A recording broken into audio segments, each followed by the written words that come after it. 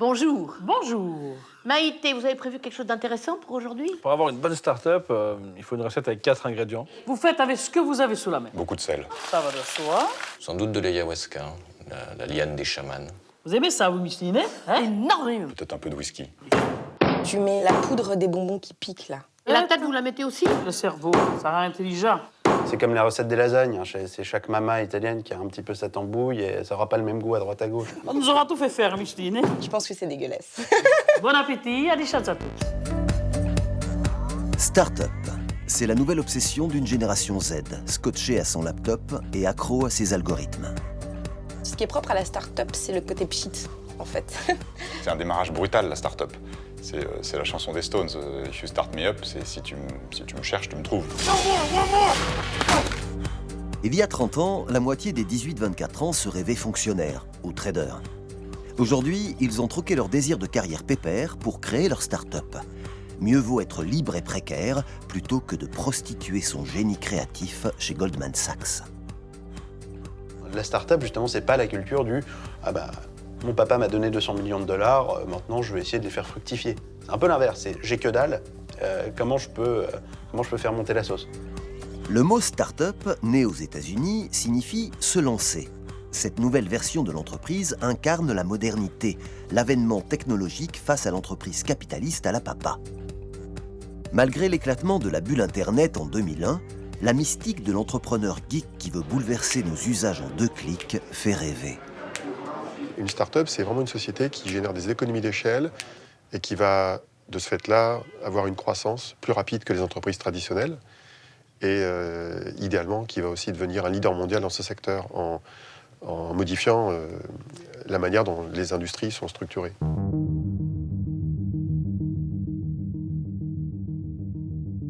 Un vrai changement de paradigme dans une société où Steve Jobs, Mark Zuckerberg ou encore Elon Musk s'érigent en prophètes. Chez nous, Xavier Niel, le patron de Free, finance les génies de demain et Blablacar fait rouler la France. Peu importe ce que tu montes, une énorme boîte, une cash machine, une boîte hyper aspirationnelle, en fait, je pense que tout ce qu'on recherche, c'est qui on est vraiment. Donc c'est une quête initiatique. Pourquoi la start-up fait-elle mythe dans la France d'aujourd'hui?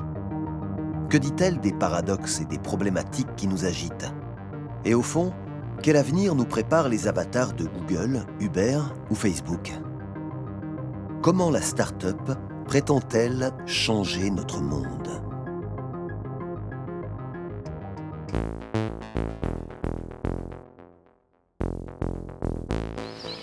If you want to live here, you've got to deliver. Like Steve. Jobs or Wozniak? Steve Jobs or Steve... No, I heard you. Which one? Jobs. Jobs was a poser. He didn't even write code. Soyons clairs. Si en France, les 18-24 ans rêvent de créer leur boîte, c'est parce que la start-up ne crée pas seulement des produits. Elle fabrique aussi les signes d'une mythologie puissante. Musicians play their instruments. I play the orchestra. L'origine de la start-up, elle est californienne et elle est de la Silicon Valley. C'est là, en gros, où le terreau primaire de la start-up s'est développé. D'abord, en gros, entre les 2 guerres, et puis après, surtout, après la Seconde Guerre mondiale. Non loin de Stanford, Silicon Valley, une grande zone d'environ 40 km de long entre San José et Palo Alto. C'est ici, je crois, que l'on retrouve le record du monde de matière grise au centimètre carré. Il faut dire qu'on fabrique ici des computers, des ordinateurs, d'où le nom de silicone qui vient de silicium, qui est utilisé pour les microprocesseurs. Dans les 70s, la Silicon Valley, c'est l'alliance du surf, des geeks, de la science, du LSD, des processeurs et des hippies. La version bêta de l'Amérique moderne. C'est pas du tout un hasard si aux États-Unis, les startups ont prospéré dans l'écosystème très particulier de la Silicon Valley, qui a pour particularité d'être sur la côte ouest et donc très éloigné des institutions les plus anciennes et les plus établies de la société américaine, qui sont dans les grandes entreprises industrielles du XXe siècle sont des entreprises de la côte Est. Les grandes universités, les pouvoirs publics américains sont concentrés sur la côte Est. Et donc il fallait être en Californie pour faire grandir cet autre monde qui s'est construit en opposition au premier. La start-up, c'est le mythe du garage de Steve Jobs réinventé. Dans le même esprit, les bricoleurs du dimanche issus des mouvements libertaires qui ont conçu Internet le voulaient fondé sur le partage, la gratuité et le refus de l'autorité. Steve Wozniak, my partner, and myself, we're both working Avec Steve Wozniak, on travaillait dans des sociétés d'électronique. Nous voulions utiliser un ordinateur individuel, ce qui existait à l'époque du moins. Mais on ne pouvait pas en acheter un, c'était trop cher. Alors on en a imaginé un. On a acheté les pièces et on l'a fabriqué nous-mêmes. C'est la Californie qui finalement dit à Wall Street, à New York, bah, écoutez, faites-nous un peu de la place parce que maintenant c'est notre monde, c'est nous les mecs cool maintenant. Il y a un peu la revanche des geeks par ailleurs, quoi. La revanche des geeks sur les fils à papa en costard qui bossaient dans la finance.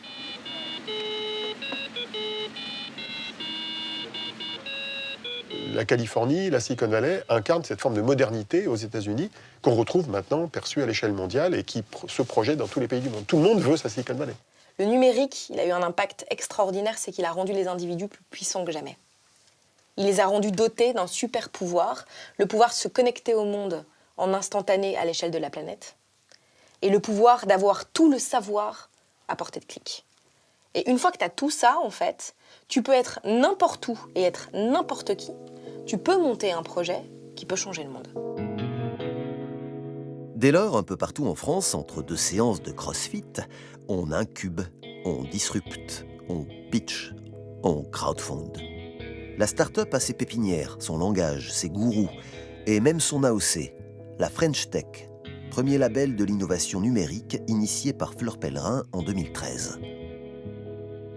La start-up nouveau métal précieux d'un capitalisme cool serait-elle un remède à la mélancolie contemporaine ? Il y a un moment, on va se demander comment est-ce qu'on va arriver à les remplir. Est-ce qu'il y aura assez de start-up pour remplir tous les bureaux? Là, il y a de la place encore.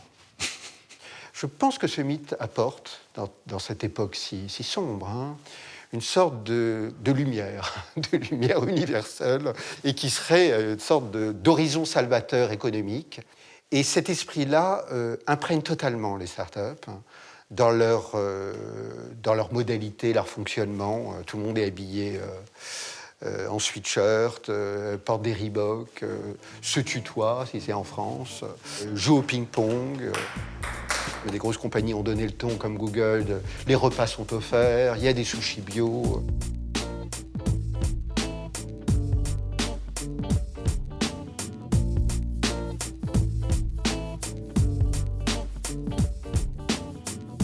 Vous voyez, c'est toute la structure supposée aliénante, exploitante du capitalisme qui est renversée d'un coup avec la start-up.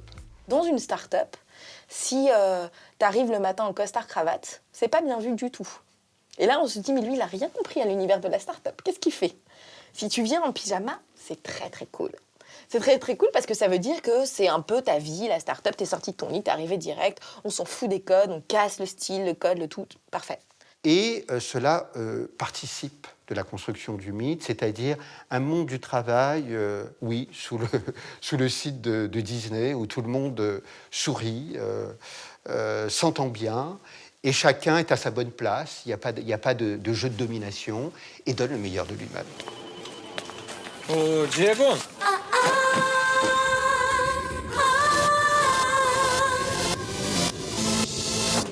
Oui. Dans le guide du start-upper, le burn-out, fléau de notre siècle, ne semble pas exister. Pas de place pour les losers. Ici, on carbure au management du bonheur. Forcément, l'univers de la start-up, avec tout ce référentiel et tout cet imaginaire, il te semble mais tellement plus cool. Et tu te dis, mais c'est tellement plus cool. Et c'est pas grave si je gagne 1 000 € par mois pendant 5 ans. Finalement, le jeu en vaut la chandelle parce que l'imaginaire est à la hauteur de mes rêves. Là encore, nous sommes dans les discours, nous sommes dans les images. C'est difficile. Les conditions de travail sont rudes. La pression horaire est très très forte. Les conditions salariales sont extrêmement faibles. Et c'est une précarité structurelle puisque 9 startups sur 10 échouent au bout de 2 ans.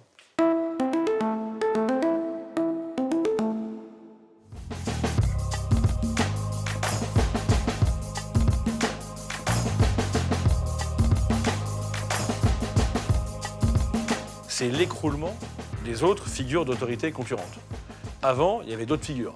Il y avait l'homme d'État, il y avait le chef de famille, il y avait l'Église, Et toutes ces figures sont en érosion et elles sont attaquées par le mouvement de l'histoire, elles sont en déclin. Donc il y a un espace laissé vacant que prend l'entrepreneur. Ouais, je vole.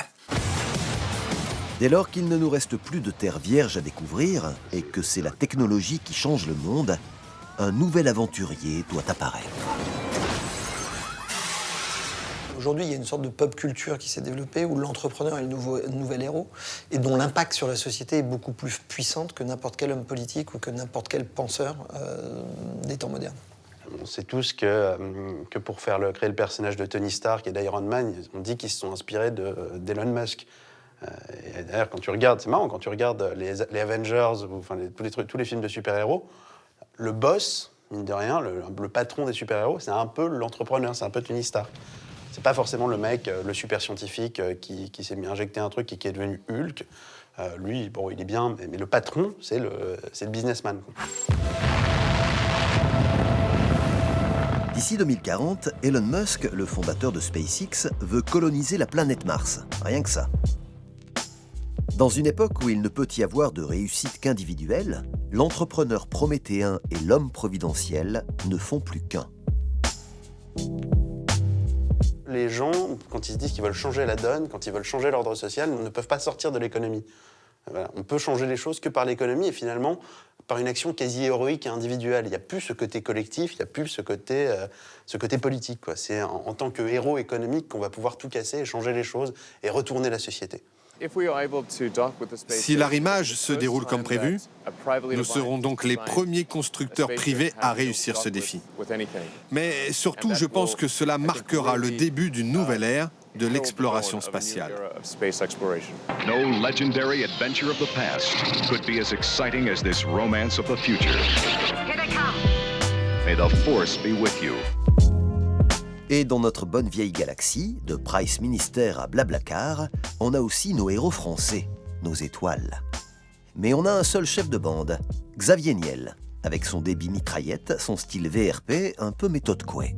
La France, c'est le pays le plus génial pour aller créer des startups et pour les entrepreneurs. Pourquoi ? Parce qu'on est dans un monde où on n'est pas dans une sorte d'impérialisme à l'américaine, on est plus ouvert, on sait respecter les données, on sait respecter la vie privée, on sait être créatif et à la fois organisé. Donc je trouve qu'on est dans un monde fantastique ici pour créer des entreprises, des startups. Donc moi, quand vous me dites startup, je pense France et j'ai l'impression que c'est ici où on peut tout faire. Car dans un marché de l'emploi sinistré, monter sa boîte, créer son propre job est le nouveau Graal, le kiff romanesque du moment. D'ailleurs, c'est pas un hasard si le mot entrepreneur est un mot français, c'est que c'est un mot qui a été inventé par la langue française et qui a été repris dans le monde entier. Entrepreneur, c'est un terme français qui exprime la capacité de fabriquer, d'entreprendre et d'innover. Et ça, c'est quelque chose qu'on a dans notre culture. Il y a un historique d'entrepreneurs en France qui est ancien. Les Gustave Eiffel qui ont construit la Tour Eiffel, les Schneider, les Legrand, les Renault au début du XXe siècle, même dans le cinéma avec les frères Lumière, ont comme origine des entrepreneurs et qui étaient les start-upers de l'époque. La France a toujours été bipolaire sur l'entrepreneuriat. Ça remonte à il y a longtemps. Et on sait faire remonter au clivage entre le protestantisme d'un côté et le catholicisme de l'autre des différences fortes dans la dimension culturelle liée à l'entrepreneuriat.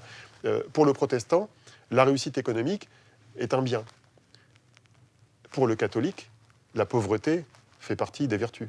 Donc tout tourne autour de l'argent qui est un tabou.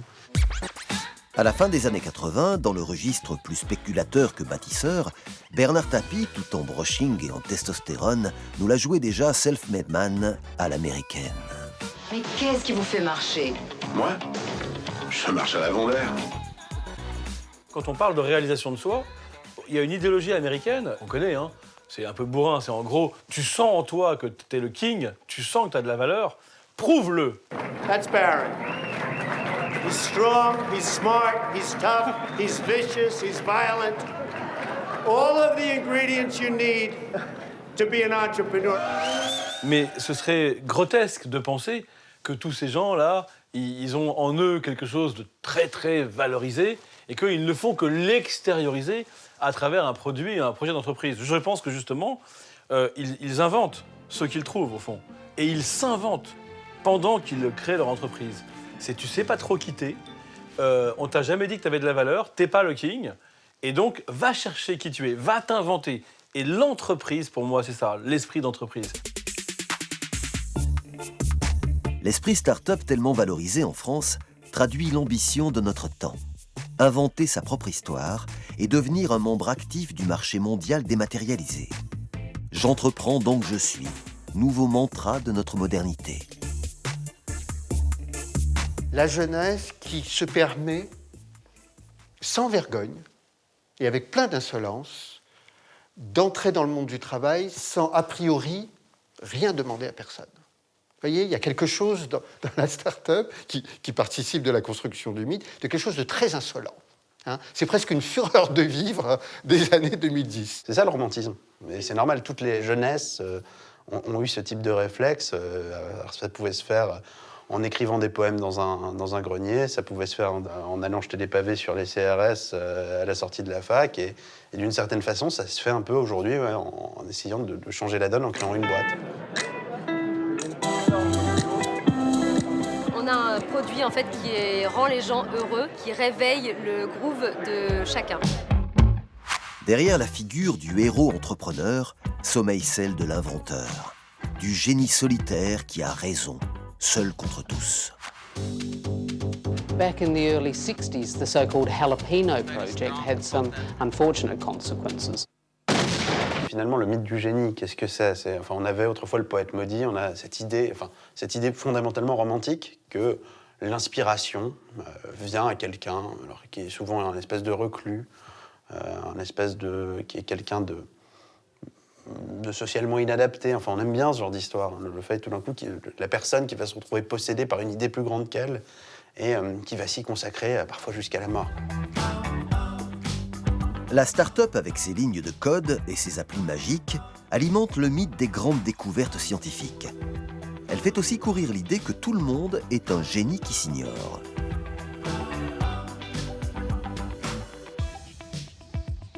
Le start-upper, c'est celui qui, par lui-même, par son propre génie, là on retrouve le génie de Steve Jobs, par exemple, eh bien, va pouvoir à la fois réaliser son rêve et à la fois œuvrer pour le bien de l'humanité. Ce qui fait rêver dans les startups, c'est de se dire « mon idée vaut quelque chose ». Je ne suis plus une unité de production lambda qui travaille dans un système. Je serai peut-être le père d'une idée qui va aller. Beaucoup envie de croire que derrière la start-up, il y a effectivement une idée révolutionnaire, alors que bien souvent, il y a une façon de faire courir très très vite une idée.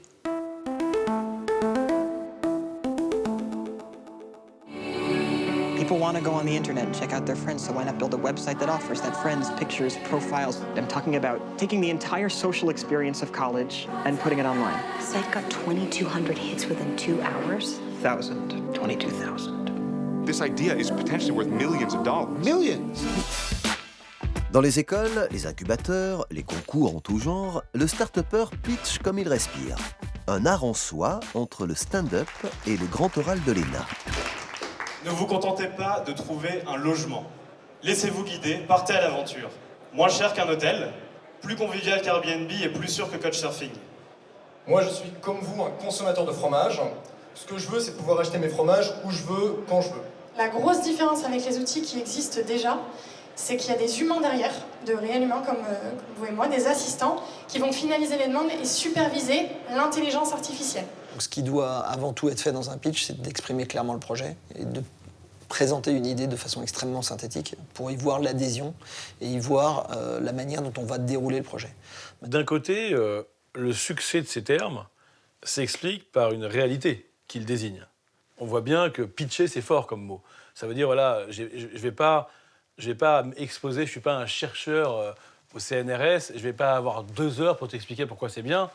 J'ai 3 phrases. Et moi, même philosophiquement, j'aime bien cette idée. C'est Socrate, il faisait déjà ça. Hein.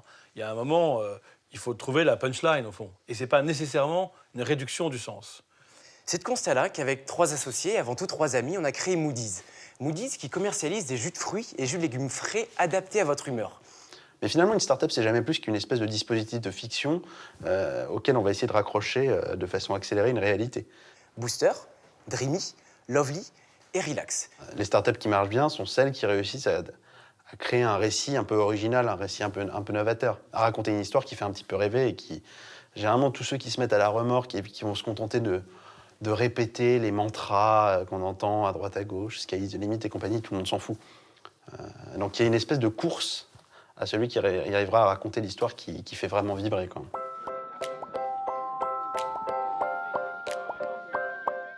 Regarde, si je clique là par exemple, tu vois, un peu plus rond au niveau de la rondeur, pensez à une propale un petit peu plus quali. Bonjour, je suis Marc. Et je suis Marc.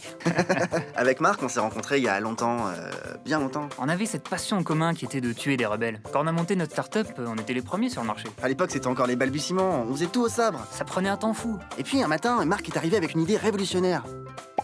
Une station intergalactique tout confort capable de désintégrer une planète. Avec ce concept, on avait calculé un rendement supérieur à 3500% par rapport à nos objectifs prévisionnels. Il y a toujours un moment où on raconte un peu il y a toujours un peu de poudre aux yeux. Par contre, l'idée, alors c'est une idée qui est souvent dans l'air du temps, le fake it until you make it. Donc on fait semblant, et puis après, une fois qu'on a réussi à convaincre suffisamment de personnes, on va effectivement créer la chose derrière. L'été dernier, nous avons sollicité votre aide. Grâce à vous et aux 200 milliards de crédits récoltés, nous avons pu concrétiser ce fantastique projet et le bêta-tester sur Aldorand.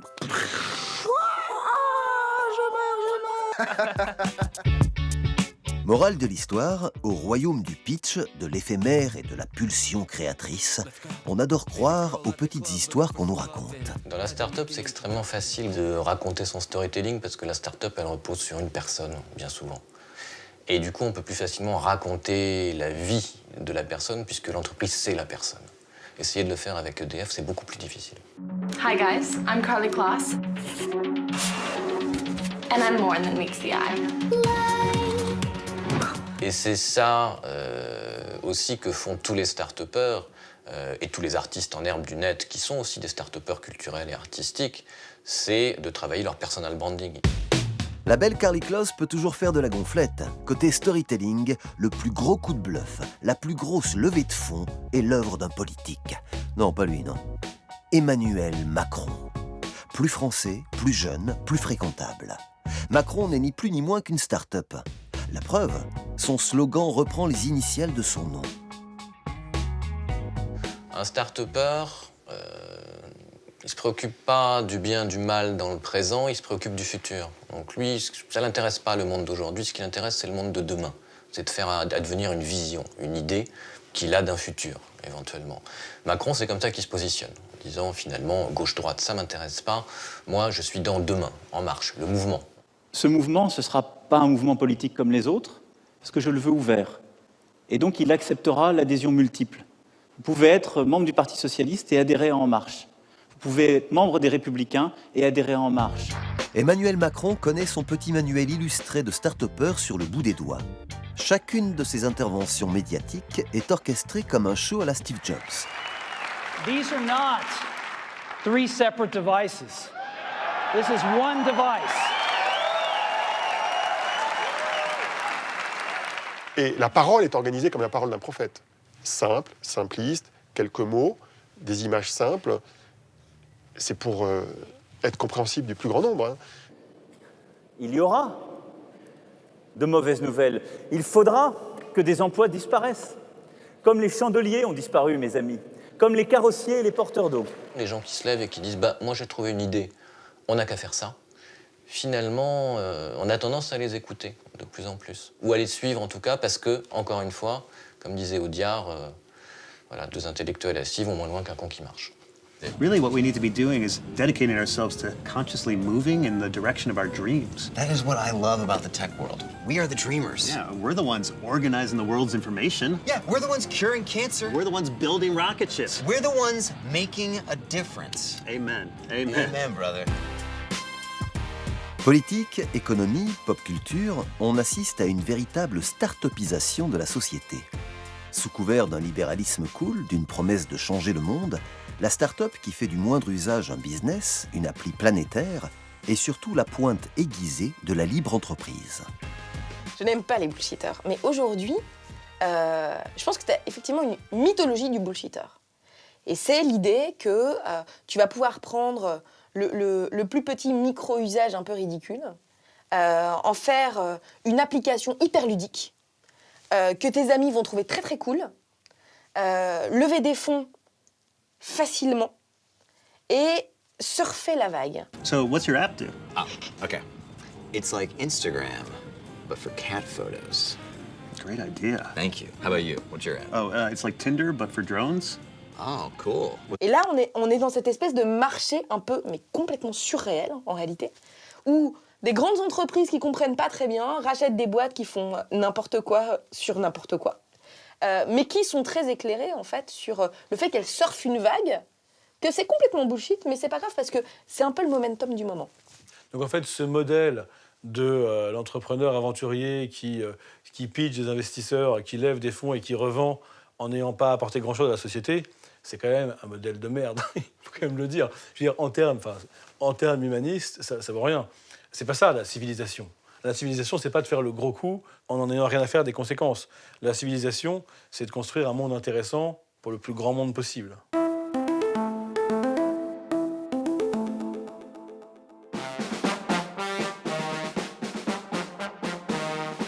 Objet de fascination en France, avec son idéologie commando, son esprit de rupture, la start-up bouscule l'organisation économique et sociale de nos sociétés.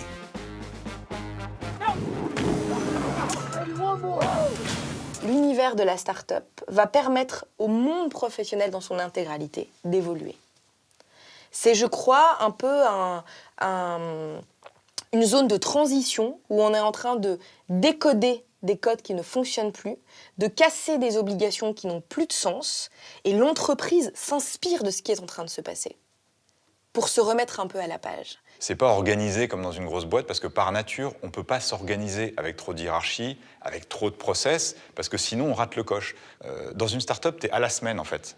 On va se réunir et se dire qu'est-ce qu'on fait cette semaine, et ensuite on va découper la semaine, on va se dire qu'est-ce qu'on fait aujourd'hui, puis ce matin, puis dans l'heure qui vient. C'est-à-dire que les outils collaboratifs qu'on utilise tous, les Trello, les Slack, les Basecamp, etc., tous ces outils qui permettent de bosser en groupe sur un même projet, sont organisés autour de l'idée du micro-saucissonnage des tâches. Le plus important, c'est d'être dans la fabrique du jour. On a besoin sans doute de cette idée de révolution, de cette idée de changement que porte le mythe des startups, parce que la période actuelle appelle de tous ses voeux un changement. On a épuisé à peu près toutes les grandes directions idéologiques, toutes les grandes directions de société. Qu'est-ce qu'on va bien pouvoir inventer? On ne sait pas, mais il faut l'inventer très vite maintenant. Le changement de slip, c'est maintenant. Le changement de slip, c'est maintenant. Moi, ce qui me paraît intéressant pour l'époque, c'est l'idée qu'on sort en fait de la dictature du tableau Excel et du business plan classique. Avant, ce que cherchaient les investisseurs, c'était le business plan béton. Et en fait, on est dans un monde qui ne correspond plus à ces critères. Et on va faire plus confiance à des gens qui présentent quelque chose qui est incertain. Mais la réussite étant peut-être d'autant plus grande qu'elle est incertaine. Dans un pays où la raison l'emporte souvent sur l'action, la start-up importe cette culture du faire à travers le maker, un entrepreneur d'un nouveau genre. Son credo ? Fabriquer de nouveaux usages en mixant bricolage, artisanat et numérique. Ceux qui réussissent, en général, c'est ceux qui sont obsédés par un problème et qui vont bricoler le début d'une solution à ce problème et finalement réussir à le faire disparaître. De ce point de vue-là, ils se projettent toujours dans un état futur des choses, c'est-à-dire ils savent que si le problème n'a pas été résolu, c'est parce qu'il y a des verrous technologiques, parce qu'il y a des obstacles qui sont des obstacles d'usage, qui sont des obstacles institutionnels, juridiques. Et la seule chose qui leur permet de tenir dans cet effort-là, c'est se projeter dans un futur proche où ils auront réussi et où ce problème n'existera plus. Ils sont l'avant-garde de la résolution des problèmes que tous les autres ont appris à ne plus voir. Ici, on a tout sur place, concentré dans un même endroit. Donc, on a les imprimantes 3D, on a les logiciels qui sont open source, donc gratuits, et plein de matériels différents. Donc, ça nous permet d'innover de façon incrémentale. On fait un premier proto, par exemple, on avait celui-là au début. Il était complètement raté, c'était pas du tout ce qu'on voulait. Et puis, comme on a tout ici, on peut relancer un nouveau proto, on a ça qui est un peu mieux. Et après, on va mettre toutes les connexions électriques, on va mettre des résistances, etc. Et si ça marchait bien, pourquoi pas en faire une vraie start-up. Ouais. Avant qu'il y ait un Snapchat ou un Facebook ou un Twitter qui sortent et qui deviennent les entreprises qu'on connaît aujourd'hui. Il y en a eu 500, des mecs qui ont fait des trucs qui ressemblaient, mais ils n'ont juste pas, ils n'ont pas pris le projet par le bon angle et ils lui ont pas donné la bonne orientation au début. You ready? No. Morale, si échouer vous fait horreur, ne passez pas par la case start-up. Rendez-vous directement à la case loser. Recommencer de zéro, c'est l'une des grandes forces des entrepreneurs. C'est qu'ils n'ont rien au début, ils n'ont pas de ressources, ils n'ont pas de clients, ils n'ont pas de collaborateurs. Et parce qu'ils n'ont rien, ça a l'air très difficile, mais parce qu'ils n'ont rien, ça les libère aussi d'un poids. C'est qu'ils n'ont plus à se poser la question de qu'est-ce que je fais de l'existant.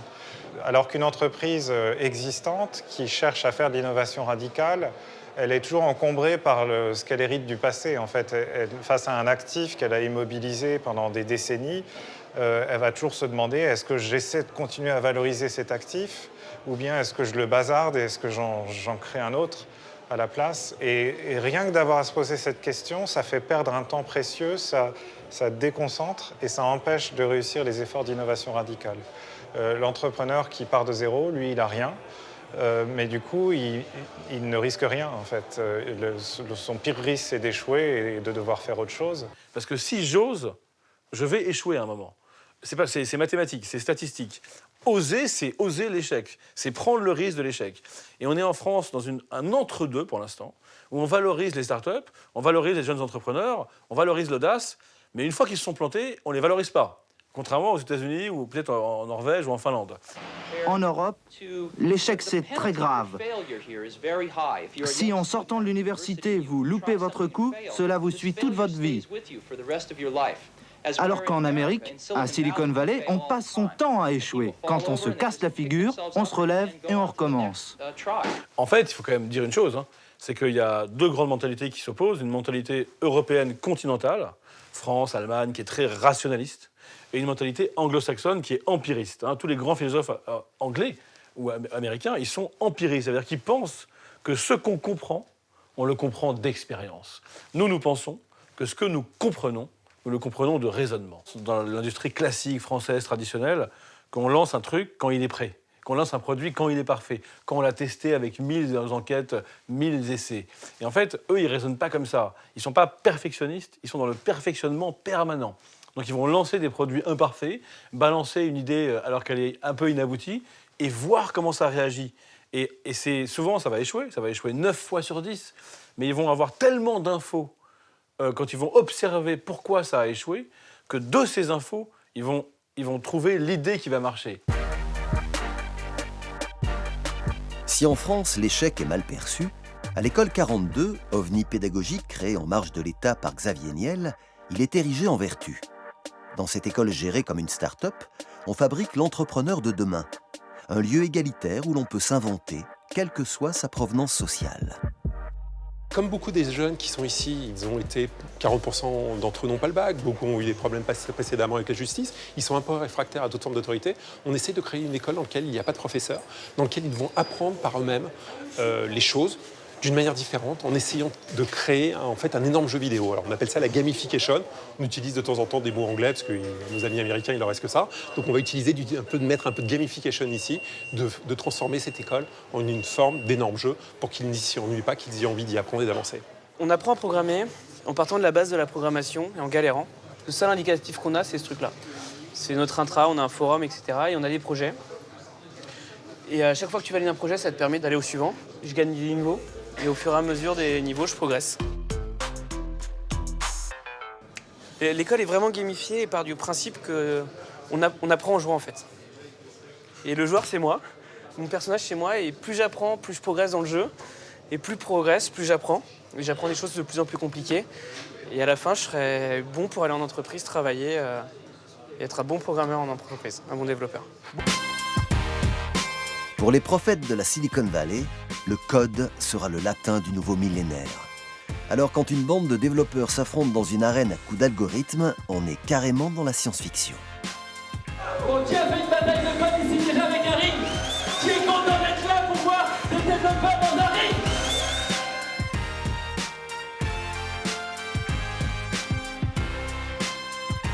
Si vous prenez les entreprises les plus grosses au monde, elles ont été créées il y a moins de 10-15 ans. Si vous prenez des Google, si vous prenez eBay, si vous prenez Snapchat, elles ont été créées il y a 5, 10, 15, 20 ans. Et par qui elles ont été créées? Par des gens qui savaient coder, par des gens qui savaient faire du code, toutes. Donc si vous êtes capable d'apporter à des gens un savoir-faire en code, vous leur donnez les outils qui permettent de créer les plus grandes entreprises mondiales, quel que soit votre savoir ou votre connaissance. La question que ça pose quand même, c'est quelle est, je veux dire, pas la ligne éditoriale, mais la direction pédagogique de chacune de ces écoles. Est-ce qu'il y a un sens? Est-ce que c'est cultiver les idées pour cultiver des idées? Ou est-ce qu'à un moment donné, on oriente aussi ces idées-là pour qu'elles construisent une société? C'est là où je ne suis pas persuadé que ces écoles en soient encore à cette réflexion-là de qu'est-ce qu'on crée comme société de demain? On apprend à avoir des idées, ce qui est déjà bien, on apprend à se mettre en mouvement. Qu'est-ce que ça donnera et où iront ces idées, dans quel sens, je ne sais pas.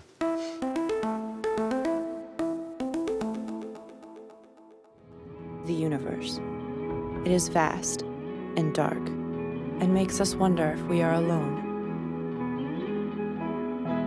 So maybe the reason we make all of these things is to remind ourselves that we are not.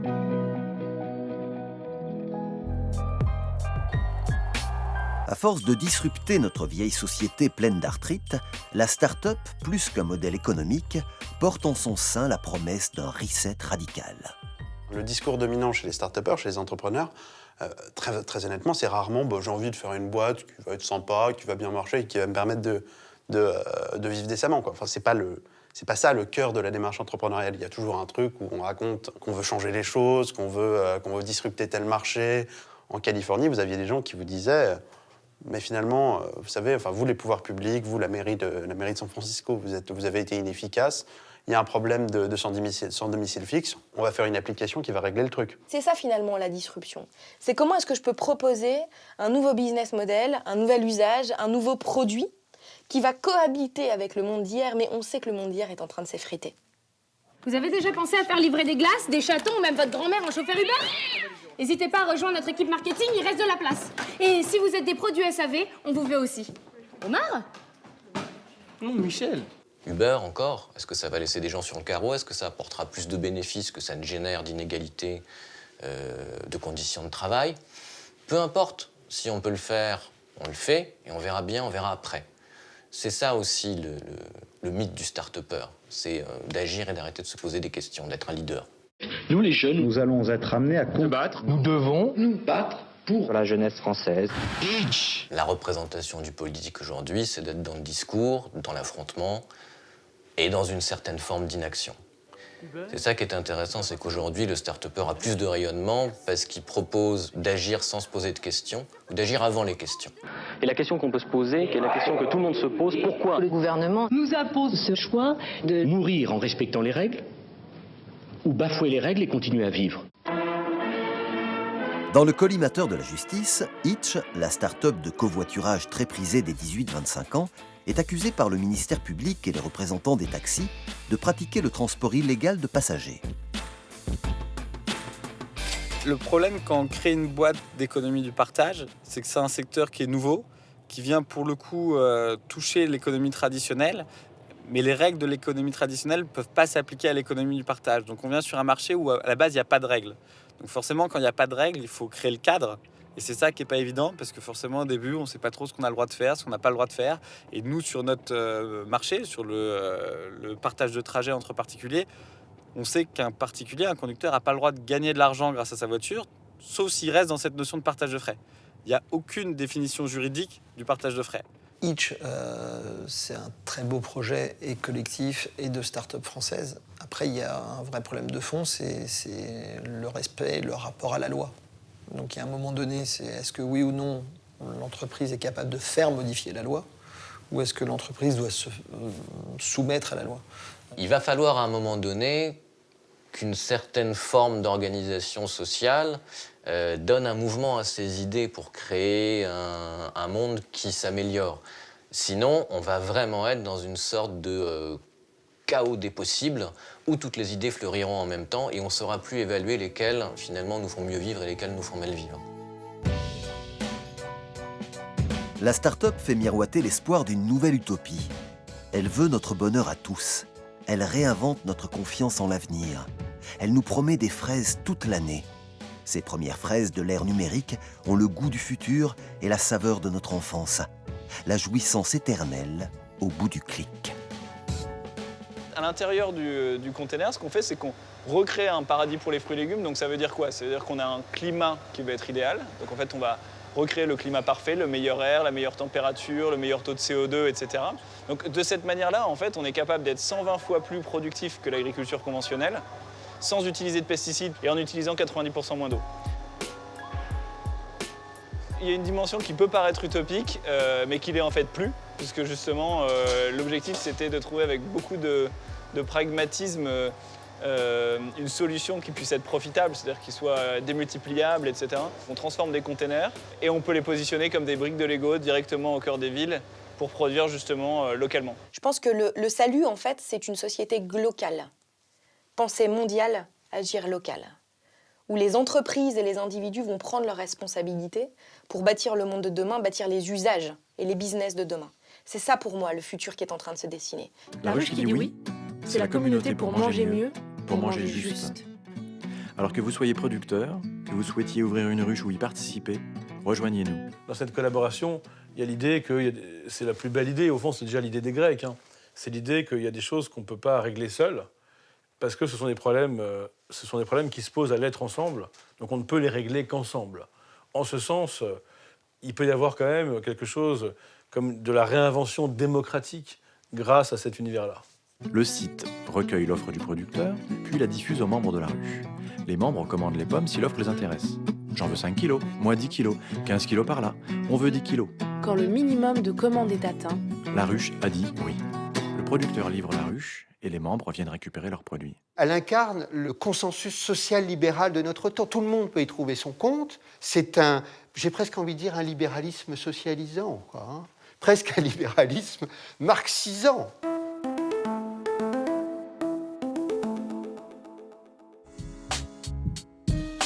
La start-up fascine parce qu'elle promet un Eldorado économique salvateur qui nous sortirait de toutes les difficultés en arrimant nos vies à des algorithmes. Les startups fabriquent en gros une économie digitalisée où l'incertitude n'existe plus. Il y a cet aspect un peu dénaturé, un peu clinique de l'économie numérique dans laquelle on n'a plus beaucoup d'interactions les uns avec les autres. Enfin, par définition, la start-up essaye de nous éviter d'en avoir. En gros, moins on se parle et mieux on se porte. C'est la peur de nos défaillances. C'est-à-dire qu'il y a une vision du monde développée par la Silicon Valley, c'est que Dieu n'a pas parachevé la création, qu'il y a plein de manques, plein de défauts dans le monde, et que le premier vecteur de faillibilité, c'est l'humain, c'est nous. Vous, moi, nous sommes des déchets, nous sommes pétris de défauts, mais un miracle a lieu aujourd'hui. L'avènement des technologies dites de l'exponentiel, qui, à vitesse de l'exponentiel, vont emporter le monde vers le meilleur, avec des applications ou des plateformes ou des produits, les uns les plus grotesques que les autres. Je vous donne un exemple, le biberon Baby Guggle, hein, qui, par un inclinomètre, indique à des pauvres parents aux instincts défaillants, n'est-ce pas, comment bien incliner le biberon. C'est cela l'innovation des startups, c'est l'idée que l'humain ne vaut rien et que les technologies vont pouvoir nous réorienter vers le bon geste à adopter en continu. I don't know about you people, but I don't want to live in a world where someone else makes the world a better place, better than we do.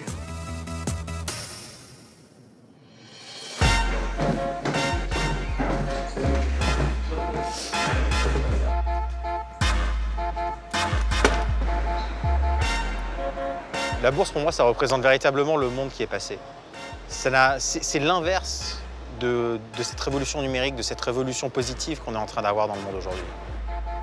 Dans le genre redresseur de tort un peu sorcier sur les bords, cet ingénieur a fait des nouvelles technologies son terrain de jeu.